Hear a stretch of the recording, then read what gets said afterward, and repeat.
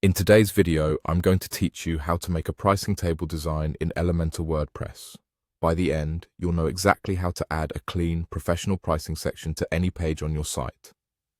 First, open your WordPress website and head to your dashboard. From the left sidebar, click on Pages, then All Pages. Choose the page where you want your pricing table to appear and click Edit. When the page editor opens, select Edit with Elementor to switch into the visual builder. Inside Elementor, look for the big plus icon in the main canvas and click it to create a new section. Before you proceed, think about how many pricing plans you want to show, 2, 3, or 4. Choose a structure that matches the number of columns you need so your layout looks balanced from the start. Next, go to the Elementor panel on the left and use the search bar at the top. Type Price Table. You'll see the Price Table widget appear in the results. If the widget shows a lock or prompts you to upgrade, that means it's part of the Pro features. If you already have access, simply drag the price table widget into the first column of your section. Once it's placed, you can edit everything directly in the panel. Add your plan name, such as Basic or Premium.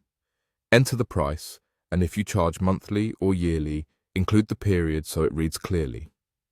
Update the features list to highlight what's included, and make your call to action button clear and specific, like Get Started or Choose Plan. If you're adding multiple plans, drag additional price table widgets into the remaining columns and adjust each one to reflect the differences. Now switch to the Style tab to customize the design so it matches your brand. Adjust typography to set readable sizes and weights. Choose your colors for headings, prices, features, and buttons, and fine-tune spacing so everything feels balanced. Keep contrast strong for accessibility. Dark text on light backgrounds is a safe choice. If you're using brand accents, apply them consistently to buttons and key highlights. For a cohesive look, keep all cards aligned and use similar lengths in your feature descriptions.